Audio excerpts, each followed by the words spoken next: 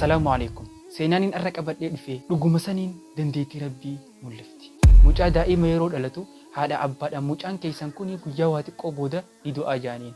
يونيف كان دوني الدنيا قبا جراتيس بلا كإجانين أجرّي أكسم حقران أجنيه في قد بجون دندينيته الدنيا قبا جرات أجانين. هذا أبان كن أمو قولي تكو إسار ربي في قدن يفجتشا ربين لكوبا اتبوء أنا هند مجرّا خاسي مجان كن لبودان حفي jirenya itti fufee barnoota isaa xumuraa jira. Mee seenaa tana guutuu siidhaa wajjin halaallu. Salaamu alaikum. Walitti deebine Ramadaan rammeetii firraa namoonni seenaalee dinqisiiftuu akkasuma odeeffannoo argachuu barbaadan chaanaalii kun isiniif. Kanaaf subscribe gootanii maatii ta'uu fi hin dagatinaa gara seenaadhaa. Gubbaan kun akkana je'ee seenaa ilma isaa kana ifii isaatiif hime. Naaf jaartiin tiyyaas erga ilmoo argachuurraa garaa murannee mucaa tokko arganne. Akkuma mucaa kana arganneen yerooniif mucaan kun nuuf dhalatu mucaa kana doktoroonni akka sammuun isaa laamsha'ee jirtu guyyaa waa xiqqoo booda akka inni du'uu taa'u nuuf himan.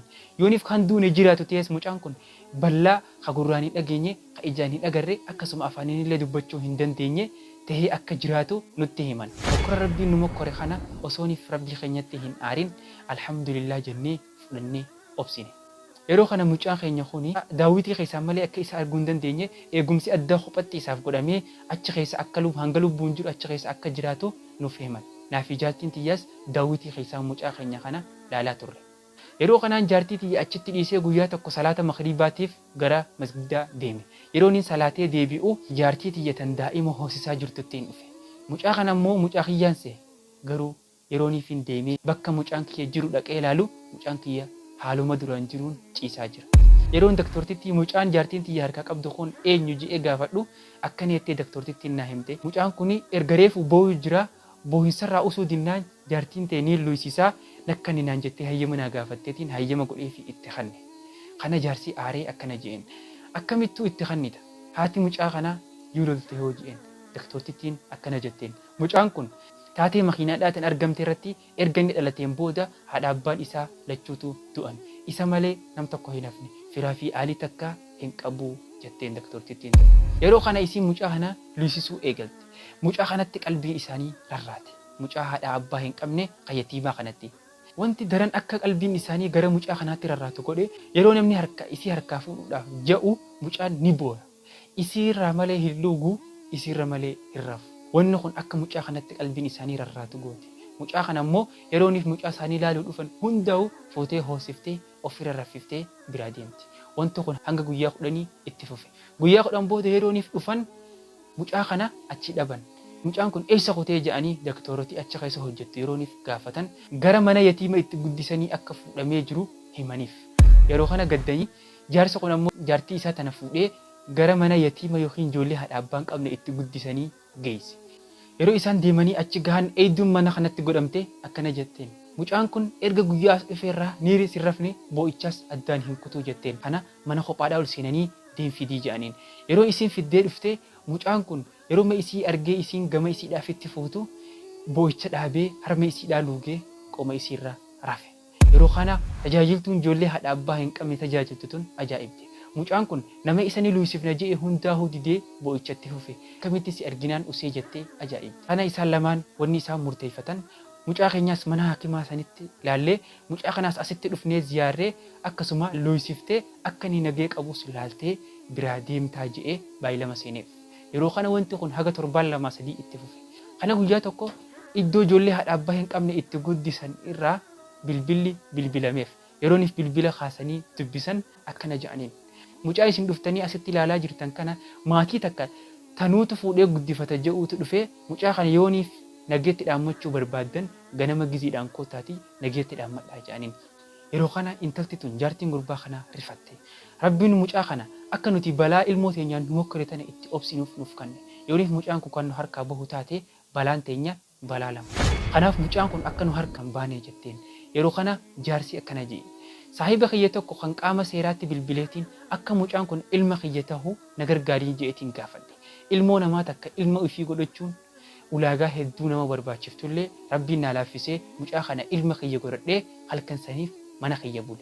Yeroo kanaan deemee mana hakimaa dhaqee mucaa kiyya kan eegumsa addaa keessa jiru kana yooniif rakkoon irra geesse itti gaafatummaa anaatu fudhata je'ee mallatteessee mucaa kana achii baasee mana kiyyatti galfate. Yeroo inni mucaa kana mana kiyyatti galchee ijoolleen tun lamaan baatii 7 wajjin jireenya itti fufte. Baatiilee hagga kana keessatti mucaan yatiimaa kun halkaniif guyyaa ni bo'a. Akkasuma mucaan keenya dhukkubu kuni nyaanni nuti afaaniin itti kenninu funyaaniin irraa dacha.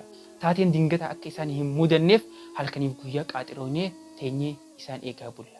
Haala kanaan guyyoonni hedduun dabran. Ijoolleen tunis jajjabaatti. Kana guyyaa tokko haati osooniif mucaa isii kana taphachiisaa jirtu TV'n sagalee baase.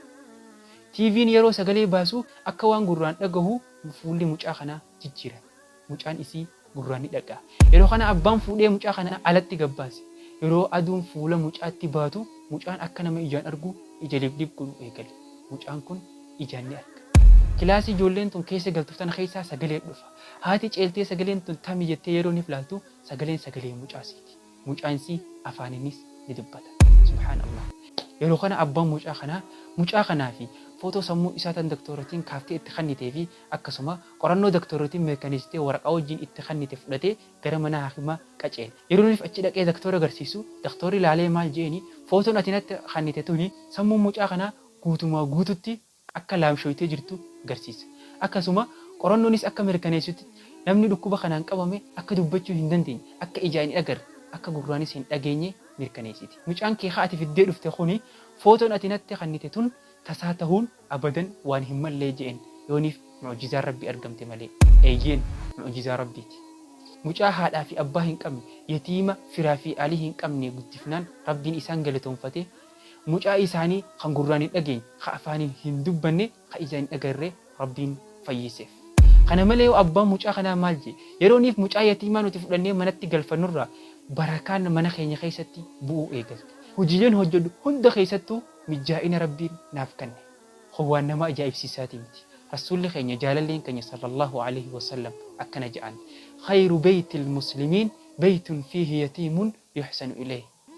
Irra caalaan manaa musliimoota keessatti mana ilmoon haadha abbaa hin qabne yookiin yatiimni keessa jiru kan tolli itti oolamuu jira rasuulli rabbii sallallahu alaihi wasallam. Gurbaan kun mucaa isaa fudhatee gara manaa gale. Mucaa yatiimaa haadha abbaa hin qabne kan isaan fudhatanii ilma godhatan kanaa fi mucaan isaa wajjin guddachuu eegalan. Ilma isaa kan doktorootiin yeroo inni dhalatu sammuun isaa akka laamshooytee jirtu itti himan mana barnootaatti barsiisonni akka hiriyaa isaatii ol faxina tahee ragaa bahaniif. Ijoolleen tun lamaan wajjin guddattee arra yuunivarsiitii xumuraa jirti. Daawwattoota fardota seenaan inni arra qabadhee dhufe tana fakkaatti. Seenaan arraa tun yookaas gammachiiftu taate akka saahibban keetis dhageeffatanii ittiin bohaaran akkasuma barumsa irraa fudhatan sheer godhuu hin dagatin. Seenaaleen an dhiyeessaa jiru yooniif kasitti tolu taate chaayinaala kanaafis maatii ta'uu hin dagatin siin jecha hamma walitti deebinutti nagaa rabbii keessa jiraadhaa. Salaamu alaikum.